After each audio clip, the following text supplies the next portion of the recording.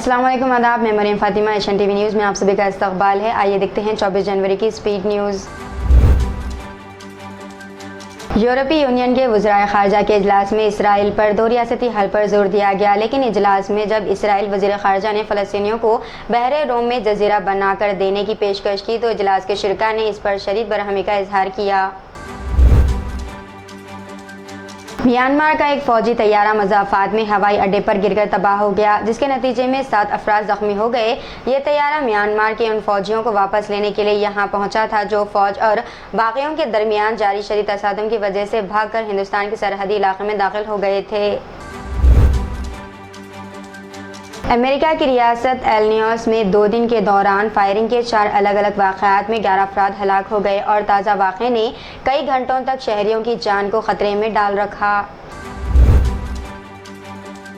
Hamas के हमलों और ख़ुद अपने ही बचाए हुए बारूदी सुरंग की जद में आकर एक ही दिन में 24 इसराइली फ़ौजी हलाक और मुतअद्दिद ज़ख्मी हो गए। तबाहकुन धमाके में 2 इमारतें और इसराइली टैंक भी तबाह हुए। इस ताल्लुक़ मुतज़ाद रिपोर्ट से सामने आ रही हैं। अक़वाम मुत्तहिदा के सेक्रेटरी जनरल अंतोनियो गुतेरेस ने गजा में जंग के बढ़ने के खतरा से खबरदार किया है। इन्होंने कहा है कि हम मशरक़ी यरूशलेम समेत मक़बूज़ा मग़रिबी किनारे में ख़तरनाक सरगर्मियाँ देख रहे हैं, जहाँ हलाकतों में इजाफे के साथ कशीदगी अपने उरूज पर है। रोज़ाना दर्जनों फ़लस्तीनियों को गिरफ्तार किया जा रहा है। 7 अक्टूबर से अब तक 6000 से ज़ायद फ़लस्तीनियों को हिरासत में लिया गया।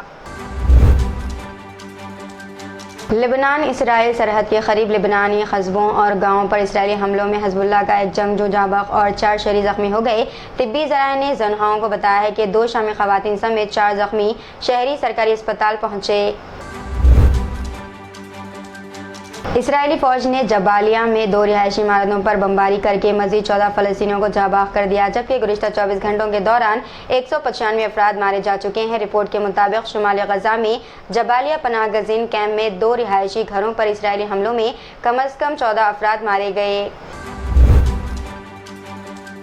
अमरीकी फ़ौज ने इराक़ में ईरान की हिमायत याफ्ता मलेशिया ग्रुप के ज़ेर इस्तेमाल तनसीबात पर एक तरफ़ा हमला किया। अमेरिका की सेंट्रल कमांड सेंटरकॉम ने ये इत्तला दी। सेंटरकॉम ने एक्स पर एक पोस्ट में कहा कि ये हमले इराक़ के वक्त के मुताबिक किए गए।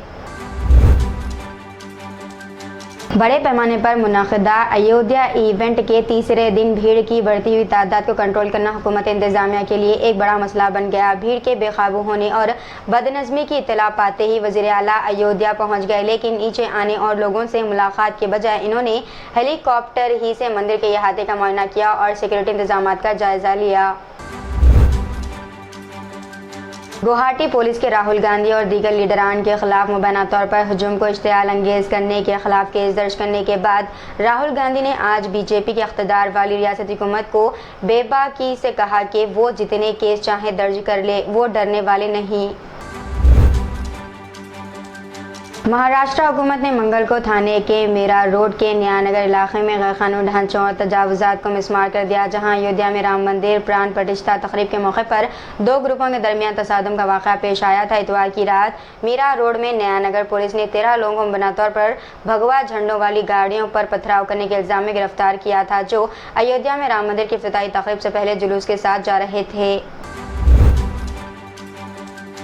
ज़िले मेदक से ताल्लुक़ रखने वाले तेलंगाना की असल अपोजिशन BRS के MLAs ने वाज़ेह किया है कि वज़ीर आला रेवंत रेड्डी से इनकी मुलाकात को गलत नहीं ठहराया जा सकता, क्योंकि इनका वाहिद मिशन अपने अपने हलकों में दरपेश मसाइल की नुमाइंदगी करना था।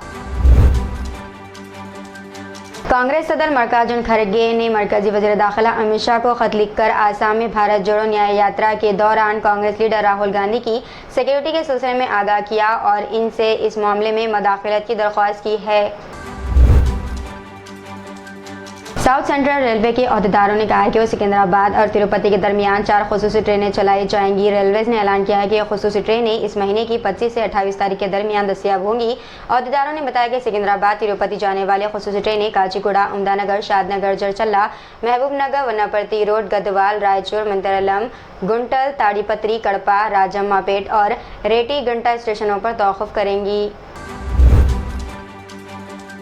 तेलंगाना हुकूमत के SC, ST, BC अक़लियती तबक़ात के मशीर मोहम्मद अली शब्बी ने कहा है कि SC, ST, BC अक़लियतों की रियासत में 85% आबादी है। किसी भी तबक़े से इंतख़ाबात में किए गए वादे इनकी तरक्की के लिए काम करना हमारी ज़िम्मेदारी है।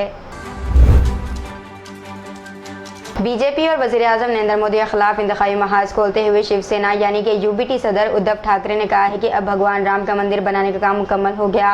वज़ीर आज़म को काम की बात करनी चाहिए। इन्होंने कहा कि इन्होंने और इनकी पार्टी ने पिछले 2 पार्लिमानी इंतखाबात में मोदी के लिए पुरजोर मुहिम चलाई थी और आनजहानी बाला साहब ठाकरे ने हिंदुत्व काज के लिए बीजेपी से इत्तेहाद किया था। उस वक्त हम बेईमान नहीं थे, अब हम पर अचानक बदउनवान होने का ठप्पा लगा दिया गया।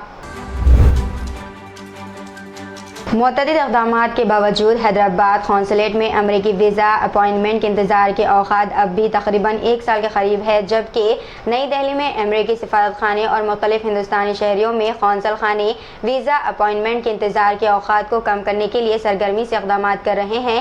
ताख़ीर गैर मामूली तौर पर आला सतह पर बरकरार है। चीफ मिनिस्टर तेलंगाना रेवंत रेड्डी के पूरे सिक्योरिटी अमले को तब्दील करने का इंटेलिजेंस ने फैसला किया है। बावसूख ज़राए के मुताबिक साबिक़ चीफ मिनिस्टर KCR के पास काम करने वाले किसी एक भी ओहदेदार या मुलाजिम को रेवंत रेड्डी के पास न रखने चीफ मिनिस्टर ऑफिस को इंटेलिजेंस ब्यूरो की हिदायत दी गई। तेलंगाना के उटकूर मंडल के कोल्लूर मौजू में 22 जनवरी को हुई राम मंदिर इफ्तिताही तकरीब के ज़िमन में राम भक्ति के नाम पर रैली का एहतमाम करते हुए कोल्लूर मौजू में वाक़ खानगी स्कूल पहुंचकर चंद शरपसंदों ने जबरन हेडमास्टर से बहस व तकरार करते हुए डरा धमकाकर स्कूल को बंद करवा दिया था, जिस पर स्कूल के वॉचमैन रमेश की दरख्वास्त पर उटकूर SI गोकारी ने 6 शरपसंदों के खिलाफ मुकदमा दर्ज किया है।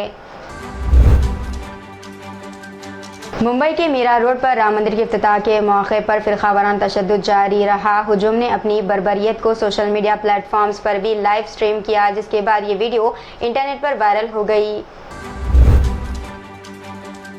खलीजी ममालिक में रहने वाले ऋतिक रोशन और दीपिका पादुकोण के मद्दाहों के लिए बुरी खबर सामने आई है, जो दोनों की फिल्म फाइटर की रिलीज का बेसब्री से इंतजार कर रहे थे। फिल्म बिजनेस के माहिर और प्रोड्यूसर गिरीश जौहर के मुताबिक एक धचके में फाइटर को थिएटर में रिलीज के लिए मशरिक़ वस्ती के तमाम खत्तों में बाज़ाब्ता तौर पर पाबंदी लगा दी गई। तृणमूल कांग्रेस की सुप्रीमो और मगरबी बंगाल की वज़ीर आला ममता बनर्जी ने ऐलान किया है कि इनकी पार्टी रियासत में इंडिया इत्तेहाद का हिस्सा नहीं बनेगी और आने वाले लोकसभा इंतखाबात में तनहा इलेक्शन लड़ेगी। Telangana director general of police DGP Ravi Gupta ने तमाम अजला के SPs और कमिश्नरों को हिदायत दी है कि वो रोड सेफ्टी महीने को पूरी अहमियत के साथ मनाएं। इन्होंने DGP ऑफिस में रोड सेफ्टी और रेलवे विंग के ज़ेर एहतमाम तमाम ज़िलाई SPs और कमिश्नरों के साथ वीडियो कॉन्फ्रेंस मुनक़िद की थी। मध्य प्रदेश के बल्लेबाज रजत को विराट कोहली की जगह हिंदुस्तानी टीम में शामिल किया गया है। रजत अहमदाबाद में इंग्लैंड लायंस के खिलाफ खेलते हुए इंडिया A का हिस्सा थे और अब हैदराबाद में हिंदुस्तानी दस्ते में शामिल होंगे।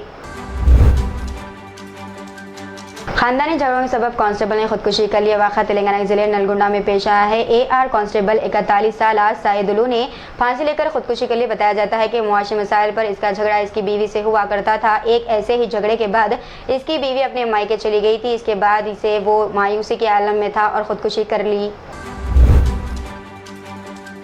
तो ये थी नाज़रीन आज की स्पीड न्यूज़। दीजिए इजाज़त, मरीम फातिमा को। मिलते हैं अगली स्पीड न्यूज़ में। तब तक के लिए हमारे चैनल एशियन TV न्यूज़ को लाइक, शेयर और सब्सक्राइब करना ना भूलिएगा। अल्लाह हाफिज़।